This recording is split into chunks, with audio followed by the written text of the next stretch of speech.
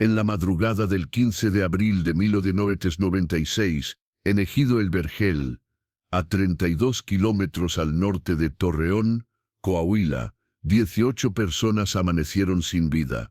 14 adultos y 4 niños, todos miembros de 2 familias que apenas 6 días antes compartían saludos cordiales en el camino polvoriento que separaba sus propiedades. La policía ministerial tardaría 3 semanas en reconstruir exactamente lo que había pasado, pero los vecinos de El Vergel ya lo sabían desde el primer día. Todo había empezado por 3 gallinas que valían 35 pesos cada una. 3 aves de corral, y entre 5 pesos en total. El precio de una comida modesta en la ciudad. El costo final, y 2 familias borradas del mapa en una sola noche de locura. Si tienes el valor de conocer esta historia completa, deja tu like y suscríbete al canal. Pero te advierto desde ahora, esta narrativa contiene violencia extrema basada en hechos reales que marcaron para siempre la memoria de la comarca lagunera. Ejido El Vergel era, y sigue siendo, uno de esos lugares que México tiene por mil pequeñas comunidades agrícolas donde el tiempo parece correr más despacio que en las ciudades. En 1996 a 365 personas vivían ahí, distribuidas en 28 familias que se conocían desde hacía generaciones. Quedaba exactamente 32 kilómetros de Torreón, siguiendo la carretera estatal 40 hacia el norte. Luego tomando un camino de terracería que se volvía casi intransitable cuando llovía. Las casas eran construcciones modestas de adobe y ladrillo, con techos de lámina que sonaban como tambores metálicos cuando caía el granizo. Los patios estaban llenos de gallinas, cerdos, algún burro viejo. Las noches olían a leña quemada y tortillas recién hechas. Durante el día, el sol del desierto de Coahuila golpeaba sin piedad, alcanzando fácilmente los 3. Pero cuando caía la noche, la temperatura bajaba bruscamente hasta los 14 grados, obligando a todos a cubrirse con cobijas gruesas, mientras el viento del norte silbaba entre las rendijas de las ventanas. En El Vergel, las puertas no tenían cerraduras complicadas. Una tranca de madera bastaba. Los niños jugaban en las calles sin supervisión hasta que el sol se ocultaba detrás de las montañas lejanas. Las mujeres lavaban ropa en piletas comunitarias mientras intercambiaban chismes y recetas. Los hombres trabajaban la tierra con las mismas herramientas que habían usado sus padres y sus abuelos. La Iglesia Católica, una construcción humilde con paredes de cal blanca y una campana oxidada, era el corazón social de El Vergel. Los domingos a las 11 de la mañana, prácticamente todos asistían a misa. Era un lugar donde tu reputación lo era todo, donde la palabra dada valía más que cualquier documento legal, donde el respeto se ganaba con años de trabajo honesto y se perdía en un instante con una acusación deshonrosa. En la comarca lagunera, esa vasta región semidesértica que abarca el suroeste de Coahuila y el norte de Durango, la cultura rural mantenía códigos antiguos. Un hombre que no defendía su nombre no era considerado hombre. Una familia que toleraba ofensas perdía su lugar en la jerarquía social invisible, pero férrea de la comunidad. Federico Morales Herrera tenía 49 años en abril de 1900. Medía 175 metros. Pero su presencia parecía ocupar más espacio del que su cuerpo físicamente llenaba. Tenía un bigote grisáceo espeso, del tipo que llevaban los rancheros de la vieja escuela, y sus manos eran enormes, nudos, con cicatrices de décadas de trabajo en el campo, cortadas de alambre de púas, quemaduras de sol, callosidades permanentes en las palmas. Una cicatriz delgada le cruzaba el mentón. Recuerdo de un accidente con un arado cuando tenía 18 años. Sus ojos eran de un café intenso, casi negro, y tenían esa cualidad que tienen los ojos de los hombres que han trabajado bajo el sol toda su vida. Arrugas profundas en las comisuras. Párpados caídos que le daban un aspecto perpetuamente cansado, pero alerta. Federico se levantaba todos los días a las 5 de la mañana sin necesidad de despertador. Su rutina era invariable. Primero revisaba las cabras y las 3 vacas lecheras que tenían en el corral trasero. Luego tomaba café negro amargo que su esposa Elena le preparaba en una olla de peltre abollada. Desayunaba frijoles refritos, huevos y tortillas de harina que su madre Guadalupe hacía todas las mañanas a las 6, usando las mismas técnicas que le había enseñado su propia madre 65 años atrás. A las 7 Federico ya estaba en el campo, trabajando la parcela de 4 hectáreas que su padre le había dejado cuando murió en 1982. Cultivaba principalmente alfalfa y maíz forrajero. Nada espectacular, pero suficiente para mantener a su familia con dignidad. En el pueblo, todos conocían a Federico Morales por 3 cosas: su habilidad para reparar cualquier tipo de maquinaria agrícola, sin necesidad de manuales o refacciones caras; su silencio. Era un hombre de pocas palabras, que pensaba 2 veces antes de hablar una sola vez. Y su reputación como hombre de palabra. Si Federico decía que haría algo, lo hacía. Si prometía estar en algún lugar a cierta hora, llegaba puntual. Si prestaba dinero y tú le decías que pagarías el viernes, él no te preguntaba el jueves. Esa clase de confianza era moneda más valiosa que el oro en comunidades como el Vergel. Federico vivía en una casa de adobe y ladrillo pintada de blanco con ribetes azules, rodeada por un patio de tierra compactada donde sus nietos jugaban a las canicas, y donde su esposa Elena criaba gallinas. 14 en total, más un gallo viejo y agresivo que atacaba a cualquier desconocido.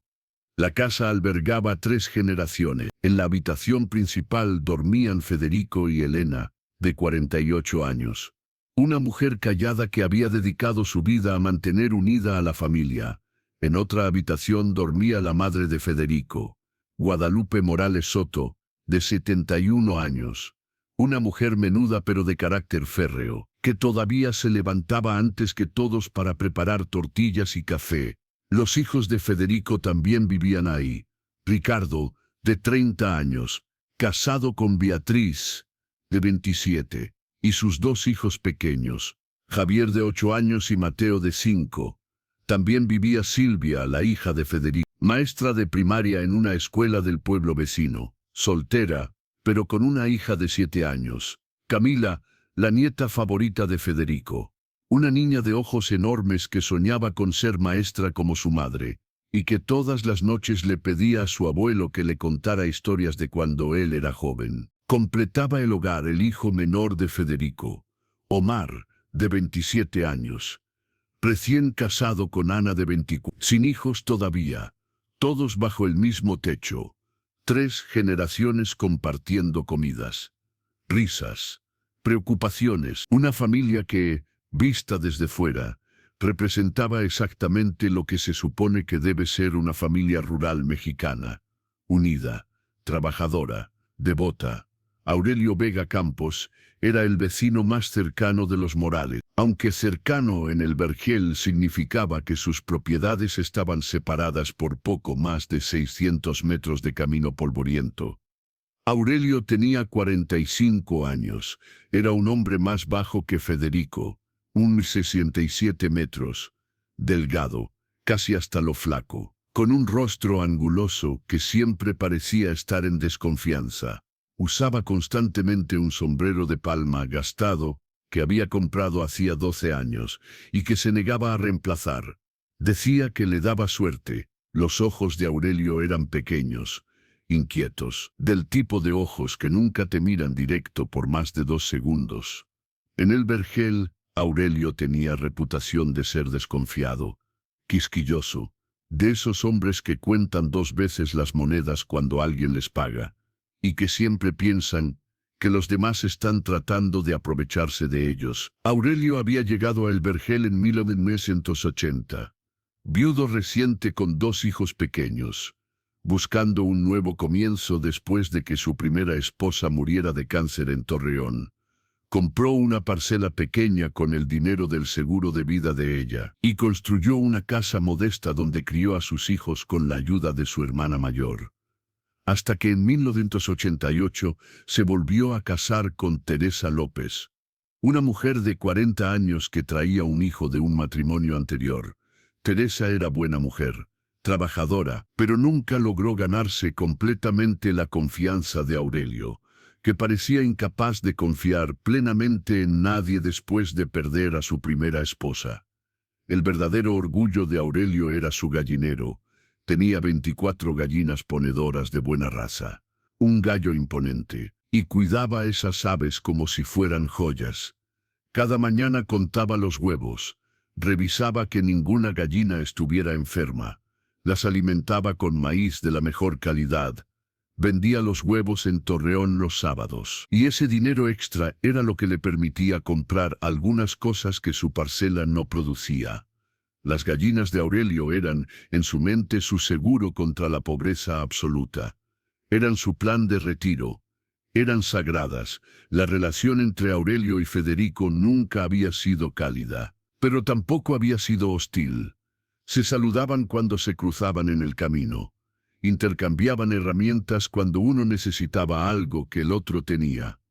Federico había ayudado a Aurelio a reparar su cerca en 1900. Aurelio había prestado su camioneta cuando el hijo de Federico necesitó llevar a su esposa embarazada al hospital en medio de la noche.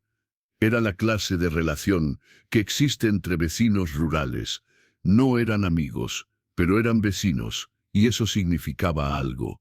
Significaba respeto mutuo. Significaba que cuando uno necesitaba ayuda, el otro respondía. Era un pacto tácito, antiguo, fundamental para la supervivencia en lugares donde el vecino más cercano de tu vecino estaba a kilómetros de distancia. Todo cambió la noche del 9 de abril. Aurelio se despertó alrededor de las 2:00 de la madrugada porque escuchó ruidos en su gallinero. Se levantó. Tomó su linterna vieja que apenas funcionaba. Salió descalzo al patio. Las gallinas estaban alborotadas, cacareando, nerviosas. Revisó el corral con la luz temblorosa de la linterna. Contó las aves. 21. Faltaban 3 gallinas ponedoras. Las mejores. Buscó señales de coyotes, de perros callejeros. Nada. La cerca estaba intacta. Ningún animal salvaje había entrado. Alguien había abierto la puerta del gallinero. Había tomado las 3 gallinas y se había ido. Un robo deliberado, calculado. Aurelio no durmió el resto de la noche, se quedó sentado en su portal fumando cigarros baratos, rumiando su rabia. 105 pesos. 3 gallinas valían No era una fortuna, pero era el principio. Hoy 3 gallinas, mañana 5, pasado, toda su crianza. Así empezaba siempre. Había que pararlo de raíz, tenía que encontrar al ladrón y asegurarse de que todo el vergel supiera que a Aurelio Vega no se le robaba sin consecuencias. Durante 2 días, Aurelio investigó discretamente. Preguntó a algunos vecinos si habían visto algo sospechoso. Nadie había visto nada. El 11 de abril, mientras caminaba por el camino que separaba su propiedad de la de los Morales, Aurelio notó algo en el patio trasero de Federico. Plumas de gallina, blancas con manchas cafés, exactamente como las de sus gallinas desaparecidas. Aurelio sintió que la sangre le hervía. Ahí estaba la prueba. Los Morales, sus vecinos, gente que él había ayudado, le habían robado a él. Aurelio Vega no fue inmediatamente a confrontarlos. Aurelio era desconfiado, pero no tonto. Pasó otro día observando, buscando más evidencia. El 13 de abril, a las 5:00 de la tarde, cuando el sol todavía estaba alto y había gente suficiente en el centro del vergel como para tener testigos, Aurelio caminó hasta la tiendita que funcionaba como punto de reunión informal del ejido. Si esta historia te está haciendo cuestionar todo lo que creías saber sobre justicia, deja tu like ahora mismo. Suscríbete al canal para más casos reales que desafían la línea entre el bien y el mal. Y comenta qué harías tú en esta situación, porque no hay respuestas fáciles. Federico estaba ahí, comprando azúcar y café. Había otras 7 personas presentes. Aurelio entró, nos saludó, se plantó frente a Federico. y dijo con voz lo suficientemente alta como para que todos escucharan. «Quiero que me devuelvas mis 3 gallinas, Federico. Sé que te las llevaste». El silencio que siguió fue absoluto. En la tiendita, todos dejaron de hacer lo que estaban haciendo. Federico se quedó paralizado con la bolsa de azúcar en la mano, mirando a Aurelio como si no pudiera creer lo que acababa de escuchar. Una acusación pública de robo en un lugar como el Vergel. Eso era equivalente a escupirle en la cara a alguien. Era llamarlo ladrón delante de testigos. Era manchar su honor de la forma más directa y humillante posible. Federico dejó la bolsa de azúcar sobre el mostrador con cuidado exagerado. Cuando habló, su voz estaba controlada, pero todos los presentes podían escuchar la tensión vibrando debajo de cada palabra. «Yo no me llevé nada tuyo, Aurelio, y te sugiero que tengas mucho cuidado con lo que andas diciendo». Aurelio se cruzó de brazos. «Vi las plumas en tu patio, plumas de mis gallinas, blancas con café. No me trates de pendejo, Federico». Federico sintió que las miradas de todos en la tienda se clavaban en él. Vio cómo don Ramón, el dueño de la tienda, desviaba la vista. Vio cómo Chuy, su vecino de toda la vida, daba un paso atrás, alejándose del conflicto. En ese momento Federico supo que sin importar lo que dijera, sin importar que fuera inocente, la duda ya había sido plantada. Aurelio lo había acusado públicamente, y ahora la sombra de esa acusación lo seguiría hasta que demostrara su inocencia. «Pero ¿cómo demuestras que no robaste algo? ¿Cómo pruebas una negativa?» «No tengo tus gallinas», repitió Federico, «y no sé de qué plumas hablas. En mi casa criamos gallinas también. Como todos aquí, esas plumas pueden ser de cualquiera de las nuestras». Aurelio soltó una risa amarga. «Claro, qué conveniente, pues yo no me voy a quedar con los brazos cruzados, Federico. Voy a ir con el comisariado ejidal, y si no me devuelves lo que es mío, voy a ir hasta Torreón, con la policía municipal. Ya veremos qué tan inocente eres cuando te revisen la propiedad». Federico apretó los puños. Sintió la rabia subiéndole desde el estómago hasta el pecho. Caliente, sofocante, pero se controló.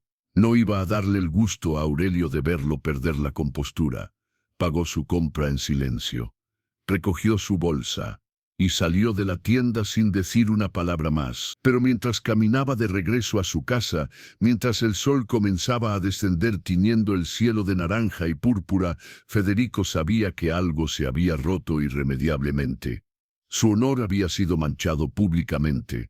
En un lugar como el Vergel, eso no se olvidaba, eso no se perdonaba. Y eso definitivamente no podía quedar sin respuesta.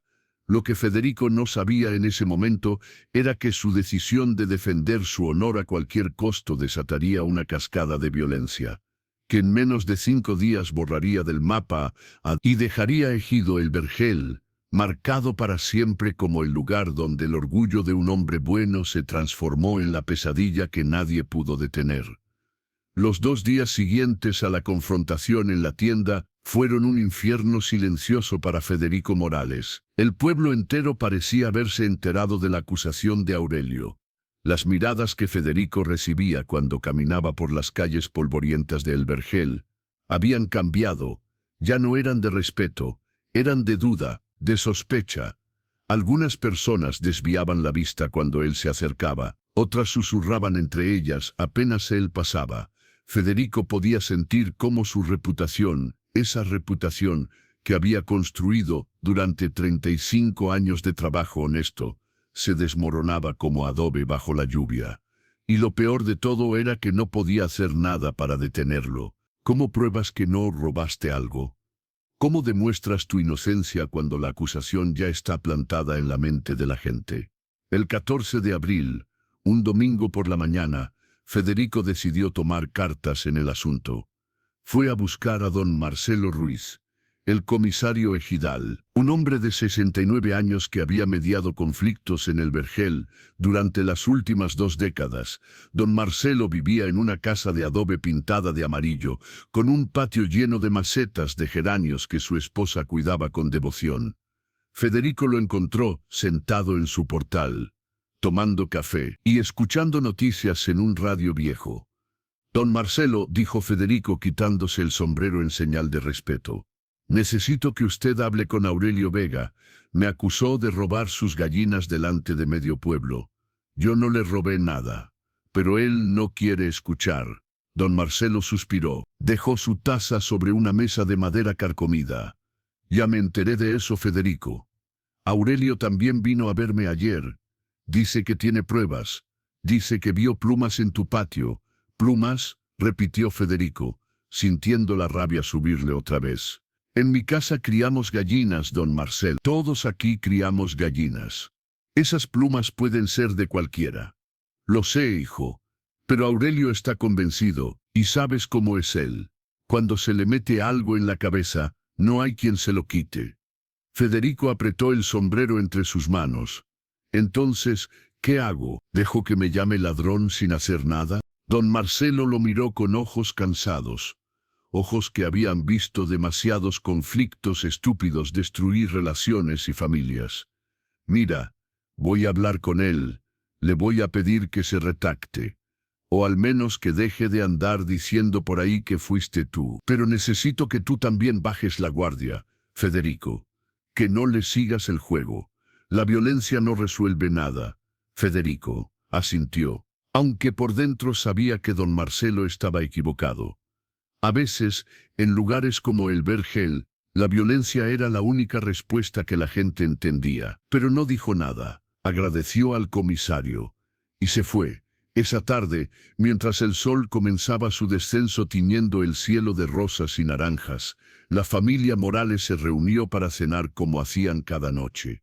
Era domingo, lo que significaba caldo de res, el platillo favorito de la abuela Guadalupe. Todos se sentaron alrededor de la mesa grande de madera que el abuelo de Federico había construido en su hija Silvia con la pequeña Camila en su regazo, y su hijo menor Omar con su esposa Ana. El caldo humeaba en los platos hondos. El olor a cilantro y limón llenaba la cocina. Javier, el nieto de 8 años, le contaba a su abuelo sobre una lagartija que había encontrado en el patio y que había tratado de atrapar sin éxito. Camila, la nena de 7 años, jugaba con una muñeca de trapo, mientras esperaba que su caldo se enfriara lo suficiente para comerlo sin quemarse la lengua. La abuela Guadalupe sirvió tortillas calientes recién salidas del comal. Elena cortaba limones en cuartos. Ricardo hablaba sobre la cerca que necesitaban reparar en el Corral Norte. Era una escena absolutamente ordinaria, el tipo de escena familiar que se repetía en miles de hogares rurales mexicanos cada noche. Abuelo, dijo Camila de repente con esa voz aguda que tienen los niños cuando están emocionados. Mi mamá dice que el próximo mes es mi cumpleaños, y vamos a hacer una fiesta con pastel. Federico sonrió a pesar del peso que llevaba en el pecho desde hacía días. Así es, princesa, vas a cumplir 8 años. Ya te estás haciendo toda una señorita. ¿Me vas a regalar una bicicleta como prometiste? Una bicicleta rosa como la que vimos en Torreón. Ya la tengo apartada. Camila gritó de alegría y abrazó a su abuelo. Federico le revolvió el cabello. Respirando el olor a champú de manzanilla que siempre tenía, miró alrededor de la mesa. A su madre de 71 años, que todavía se levantaba antes del amanecer para hacer tortillas. A su esposa que había estado a su lado durante 29 años. A sus hijos que habían crecido para ser gente de bien. A sus nietos que representaban el futuro de la familia Morales. Y pensó, haría cualquier cosa por protegerlos, cualquier cosa. No sabía que en menos de 48 horas todos estarían muertos. El sábado 13 de abril, la situación empeoró. Aurelio comenzó a decirle a todos los que quisieran escuchar que iba a ir a Torreón el lunes para poner una denuncia formal ante la policía municipal. Si no me devuelven lo que es mío, decía en la tienda, en la iglesia, en cualquier lugar donde hubiera gente, voy a hacer que vengan a revisar la propiedad de los Morales. Y cuando encuentren las gallinas, todos van a saber quién es el ladrón. La noticia llegó a oídos de Federico alrededor del mediodía. Traída por su compadre Chuy, que lo encontró trabajando en su parcela. Federico, le dijo Chuy, limpiándose el sudor de la frente con un pañuelo viejo. Aurelio anda diciendo que va a meter a la policía en esto. Dice que el lunes va a Torreón. Federico dejó de trabajar. La azada quedó clavada en la tierra húmeda. ¿La policía? ¿Eso anda diciendo? Dice que va a hacer que vengan a revisar tu propiedad. Federico sintió que la sangre se le helaba. Una cosa era que los vecinos de El Vergel dudaran de él. Otra muy diferente era tener a la policía registrando su casa, interrogando a su familia, tratándolos como criminales. Y aunque no encontraran nada, porque no había nada que encontrar, la sola imagen de patrullas en su propiedad sería suficiente para destruir completamente lo que quedaba de su reputación. En lugares como El Vergel, ser visitado por la policía era una marca que nunca se borraba. Esa tarde, alrededor de las 6:00, cuando el sol ya estaba bajo pero todavía no se ocultaba del todo, Federico fue a buscar a Aurelio. Lo encontró en su propiedad, reparando una cerca. Federico se acercó con las manos levantadas en señal de paz, aunque por dentro la rabia le hervía. «Aurelio», dijo manteniendo la voz calmada con esfuerzo sobrehumano, «necesitamos hablar como hombres. Esta situación se está saliendo de control». Aurelio ni siquiera levantó la vista de la cerca que estaba clavando. «No hay nada de qué hablar, Federico. Me robaste, y lo sabes. Y si no tienes los huevos para admitirlo, entonces que sea la ley la que lo demuestre». «Yo no te robé nada», dijo Federico, las palabras saliendo entre dientes apretados. «Y si traes a la policía a mi casa por una acusación falsa, te vas a arrepentir». Ahora sí, Aurelio dejó el martillo y se volteó a mirarlo. Sus ojos pequeños brillaban con algo que parecía victoria anticipada. «¿Me estás amenazando delante de mi casa? Eso solo confirma lo que pensé desde el principio. Eres un ladrón y un matón». Federico dio un paso adelante. Aurelio dio un paso atrás instintivamente, y su mano buscó el martillo.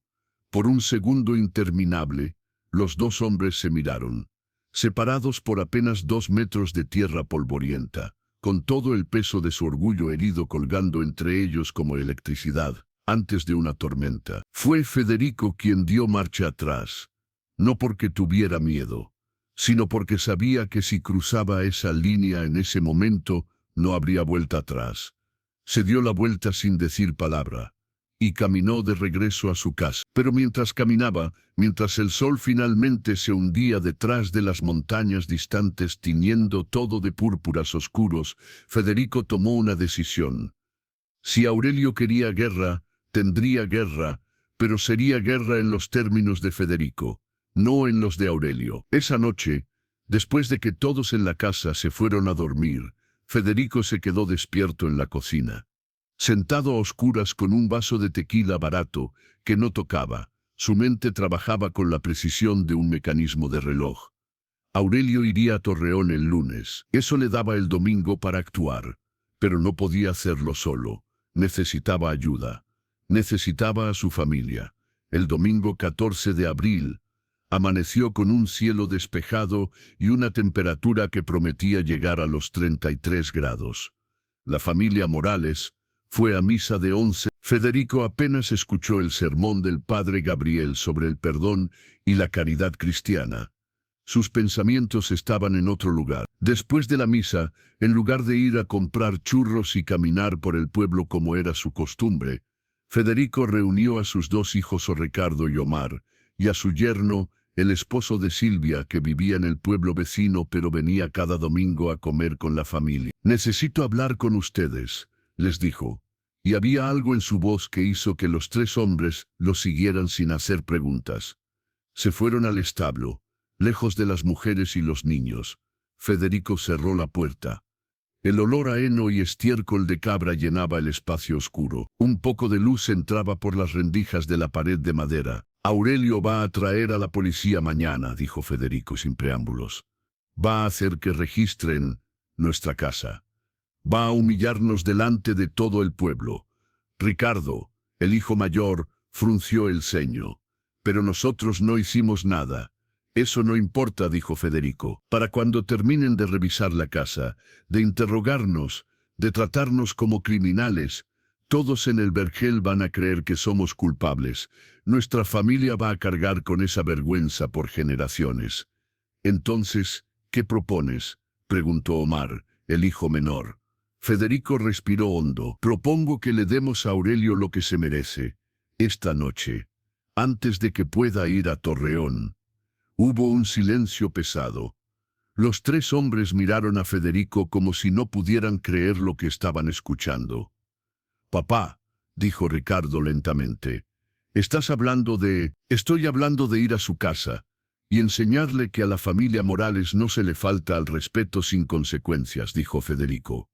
«No vamos a dejarlo acabado, solo vamos a asustarlo lo suficiente para que retire su acusación. Y deje de chingar». Los tres hombres intercambiaron miradas. Ricardo vio la duda en sus ojos, vio el miedo, pero también vio rabia. Ellos también habían sentido las miradas en el pueblo. Ellos también habían escuchado los susurros. La deshonra de Federico era su deshonra. Si tienes el valor de llegar hasta el final de esta historia, demuéstralo con tu like. Comparte este video con alguien que entienda que la realidad supera cualquier ficción. Y activa la campanita para no perderte los próximos expedientes que revelaremos. «Cuenta conmigo», dijo finalmente Ricardo. Omar asintió. «Y conmigo, el yerno, un hombre callado de 32 años, llamado Luis, dudó un momento más antes de decir, «Está bien, pero solo asustar, nada más, repitió Federico, aunque en el fondo de su mente, una voz pequeña le advertía que nada más podría convertirse rápidamente en mucho más. Durante el resto del día, los cuatro hombres planearon con meticulosidad silenciosa. Federico tenía un rifle calibre .22, que su padre le había dejado cuando murió, un rifle viejo con el cañón desgastado, pero que todavía funcionaba. Lo guardaba envuelto en una manta en el fondo de su closet, junto con una caja de balas que tenía desde hacía años. Ricardo tenía una escopeta recortada que había comprado de segunda mano para ahuyentar coyotes. Omar y Luis conseguirían machetes de trabajo, las mismas herramientas que usaban para limpiar maleza todos los días. No eran armas de guerra, eran las herramientas de hombres de campo, pero en manos decididas, cualquier cosa podía convertirse en un arma. Decidieron que irían después de la medianoche, cuando todos en el ejido estuvieran dormidos. Llegarían en 2 camionetas para no llamar la atención con el ruido de un solo vehículo cargado. Tocarían la puerta. Cuando Aurelio abriera, lo sacarían de la casa. Lo llevarían lejos de las miradas. Y ahí, solo ahí, lo convencerían de que retirara su acusación. Un par de golpes, tal vez. Palabras duras definitivamente. Nada que no pudiera sanar. A las 8:00 de la noche, después de cenar, Federico se quedó un largo rato observando a su familia. Su madre Guadalupe bordaba un mantel en la sala, con sus anteojos viejos que apenas le servían. Su esposa Elena lavaba los platos mientras tarareaba una canción de Vicente Fernández que le gustaba. Sus nietos jugaban en el piso con carritos de juguete. Silvia leía un libro de cuentos a la pequeña Camila, que escuchaba con los ojos muy abiertos. Era una escena de paz absoluta, de normalidad, de vida como debería ser siempre. Federico sintió una punzada de duda atravesarle el pecho como un cuchillo. ¿De verdad iba a arriesgar todo esto? ¿Esta paz?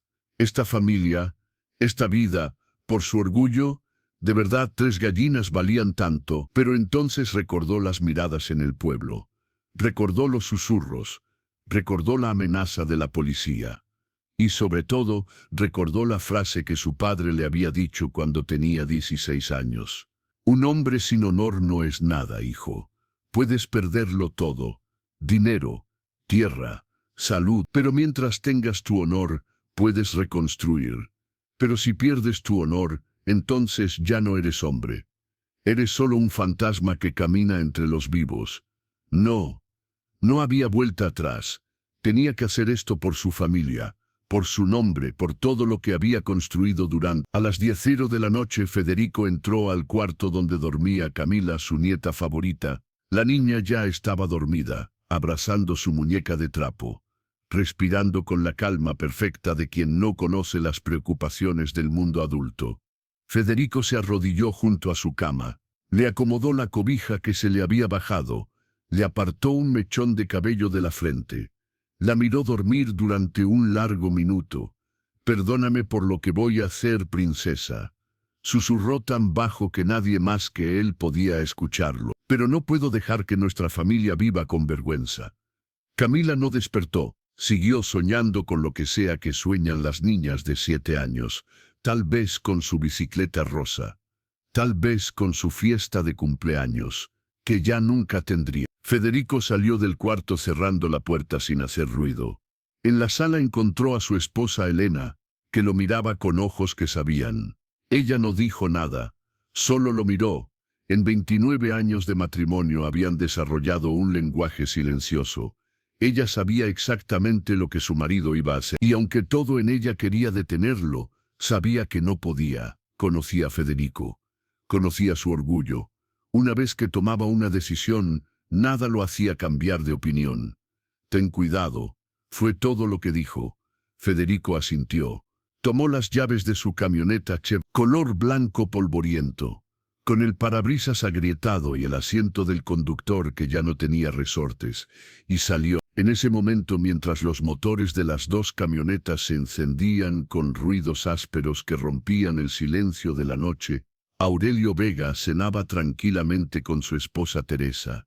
Ajeno a que 4 hombres habían decidido que su tiempo de acusar sin consecuencias había terminado. Eran las 11:23 de la noche del 14 de abril del tipo que hace que la gente en el campo se quede un rato extra en sus portales, mirando el cielo infinito y sintiendo la pequeñez de sus vidas contra la vastedad del universo. Lo que Federico Morales no sabía mientras manejaba por el camino de terracería hacia la propiedad de Aurelio Vega, con un rifle entre los asientos y rabia en el corazón, era que esta noche no terminaría con un par de golpes y una advertencia.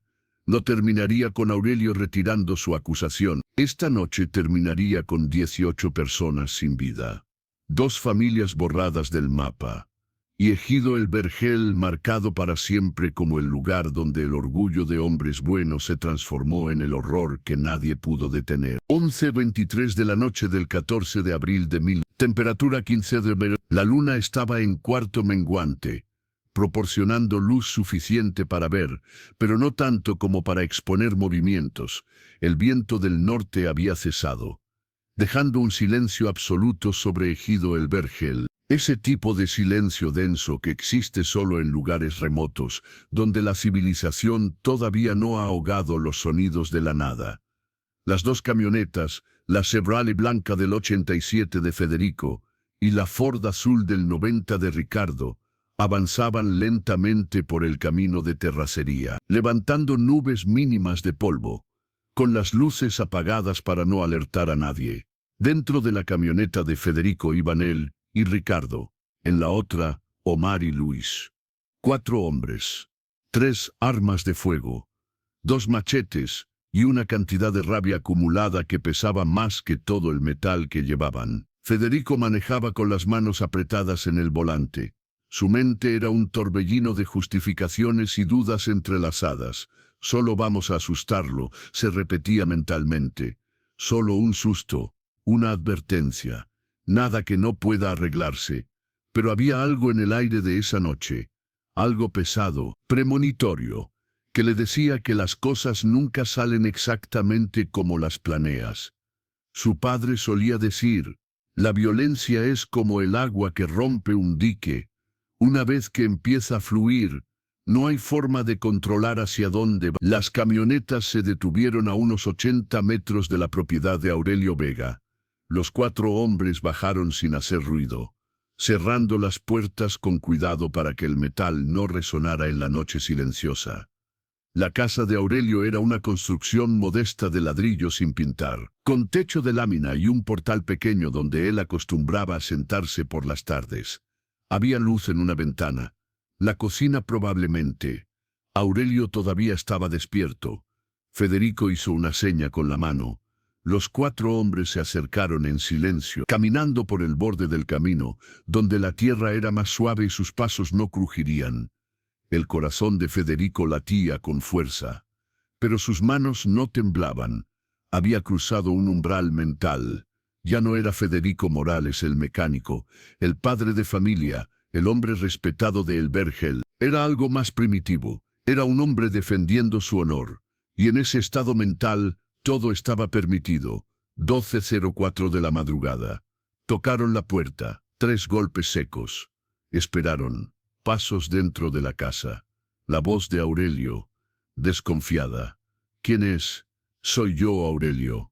Federico, necesitamos hablar. Hubo un silencio.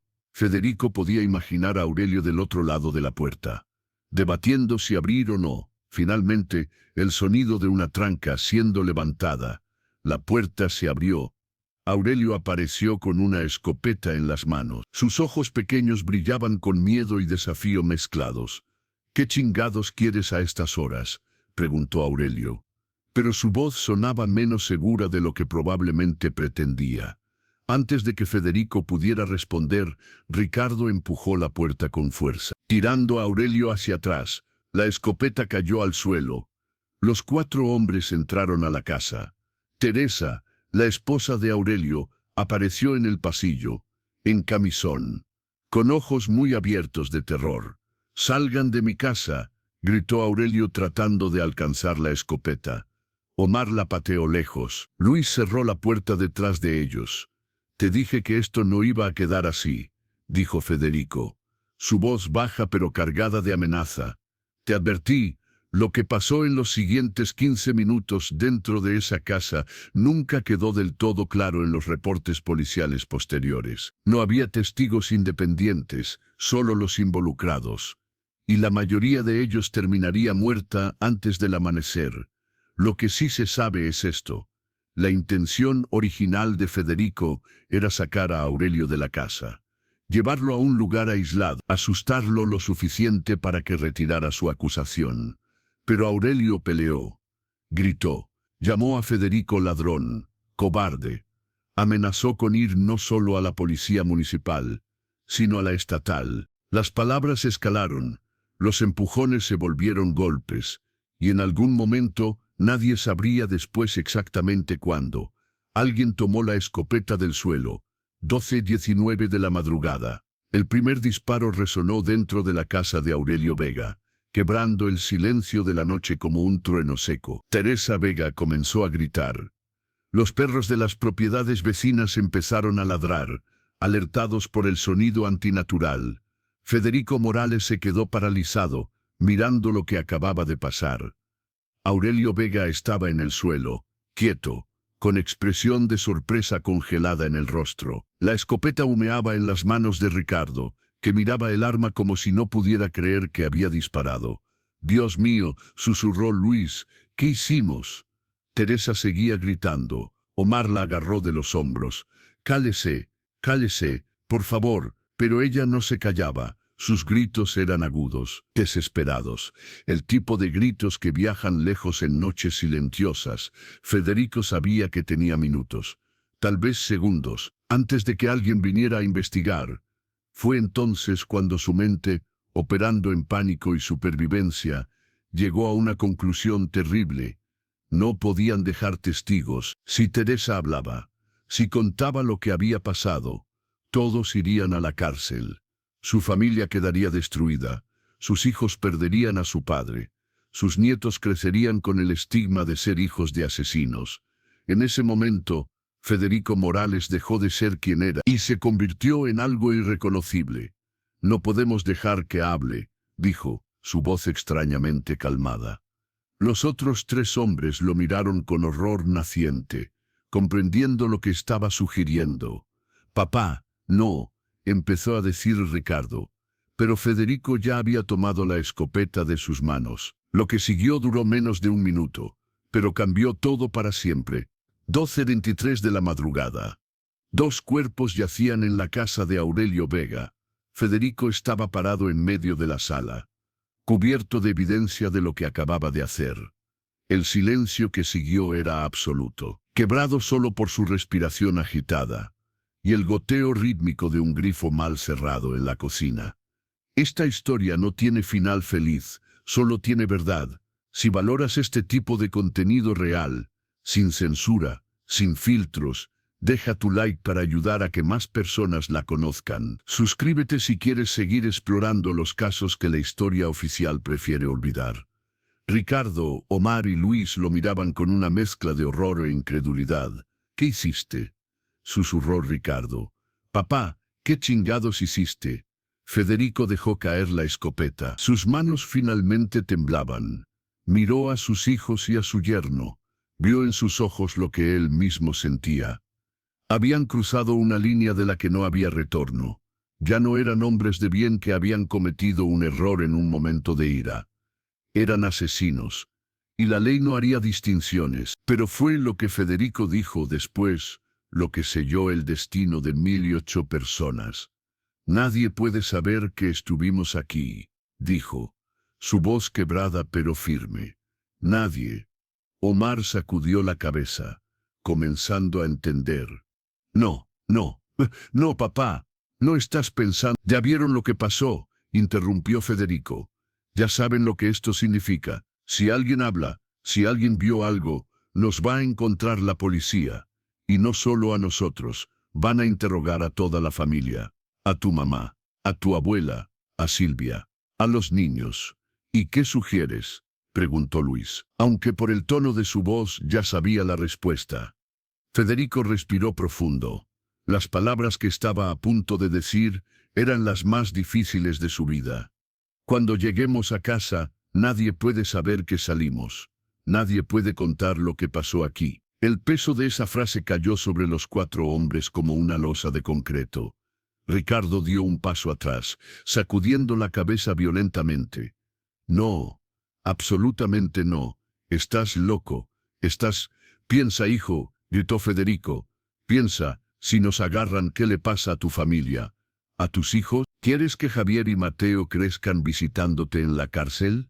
¿Quieres que Camila sepa que su abuelo es un asesino? Ya eres un asesino, dijo Ricardo señalando los cuerpos. Ya lo somos todos. Un silencio terrible llenó la habitación. Afuera, los perros habían dejado de ladrar. La noche había vuelto a su quietud antinatural, como si la tierra misma estuviera conteniendo la respiración, esperando ver qué locura venía después. Fue Omar quien habló finalmente. Su voz sonaba muerta, sin emoción. No van a entender, van a hacer preguntas. Mamá va a querer saber dónde estuvimos. Federico cerró los ojos. Cuando los abrió, ya no había humanidad en ellos, solo la fría lógica de la supervivencia. Entonces nos aseguramos de que nadie pueda hacer preguntas, y entró 07 de la madrugada del 15 de abril. Las 2 camionetas regresaban a Ejido El Vergel. Dentro de ellas, 4 hombres viajaban en silencio absoluto, cada uno procesando lo que acababa de pasar. Cada uno llegando, independientemente, a la misma conclusión horrible. No había vuelta atrás. La única forma de protegerse era eliminar cualquier posibilidad de que alguien hablara. En las casas a ambos lados del camino, familias dormían tranquilas. En la casa de los Hernández, don Pablo roncaba en su mecedora del portal, donde se había quedado dormido escuchando el radio. En la casa de los López, la señora Carmen amamantaba a su bebé de 4, tarareando una canción de cuna. En la tiendita de don Ramón, el gato viejo dormía sobre el mostrador. Vida normal, vida que continuaba ajena a que a escasos kilómetros 2 personas habían dejado de existir. Y 16 más estaban a punto de seguirlas. Mientras las camionetas de los Morales se acercaban a su propiedad, a 2 kilómetros de distancia, en el pueblo vecino de Santa Rosa, un panadero llamado Martín Campos preparaba su camioneta para hacer su ruta de reparto matutina. Llevaba trabajando ese turno durante... Conocía cada casa de El Vergel. Solía detenerse en la casa de los Morales alrededor de las 6:30 de la mañana.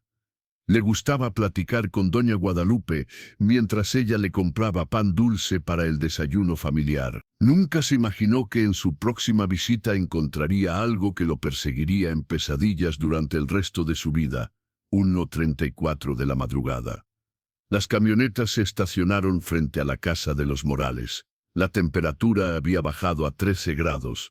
Las luces de la casa estaban apagadas. Todos dormían. Federico miró la casa donde había vivido los últimos 24 años, la casa donde sus hijos habían crecido, donde sus nietos habían dado sus primeros pasos, donde su madre hacía tortillas cada mañana a las 6 en punto, sin fallar un solo día. No puedo, dijo Ricardo de repente. Su voz era un susurro quebrado. Papá, no puedo. Federico lo miró. Vio lágrimas corriendo por las mejillas de su hijo mayor. El mismo hijo que había cargado en brazos cuando nació 30 años atrás. El mismo niño que había corrido hacia él cada tarde cuando regresaba del trabajo, gritando papá, papá, con alegría pura. Yo tampoco, dijo Federico. Y era verdad. Cada fibra de su ser gritaba que esto estaba mal, que había otra forma, que podían huir, esconderse, desaparecer, pero la lógica fría y terrible de lo que habían hecho ya estaba trabajando en su mente. Si huían, la policía interrogaría a la familia. Elena no sabía mentir. Guadalupe era demasiado vieja para soportar el estrés de un interrogatorio. Los niños dirían la verdad, sin entender las consecuencias. Y cuando la policía supiera que Federico y sus hijos habían salido esa noche, cuando encontraran los cuerpos de Aurelio y Teresa, sabrían exactamente quién había sido. Lo que Federico no logró ver, porque el pánico y la supervivencia habían nublado su juicio completamente, era que su lógica era la de un hombre que ya había enloquecido, que existían 1000 opciones entre hacer nada y lo que estaba a punto de hacer, que podían huir a otro estado, que podían entregarse, que podían confesar y alegar defensa. Pasión, accidente. Pero Federico Morales ya no estaba pensando con claridad. El hombre que había sido honesto, trabajador, devoto, había muerto en la casa de Aurelio Vega. Lo que quedaba era una criatura de instinto puro, operando en modo de supervivencia. Lo que pasó entre la 1:45 y las 4:15 de la madrugada del 15 de abril de 1996 es algo que nunca debería ser narrado en detalle. Basta decir que cuando terminó, 16 personas habían dejado de respirar. 3 generaciones de la familia Morales, todos bajo el mismo techo, todos eliminados por las mismas manos que una vez los habían protegido, alimentado, amado. Guadalupe Morales, de 71 años, que había hecho tortillas para su familia cada mañana durante 50 años. Elena Morales, de 48 años, que había estado casada con Federico desde que tenía. Silvia Morales, de 32 años, maestra de primaria que soñaba con obtener su maestría.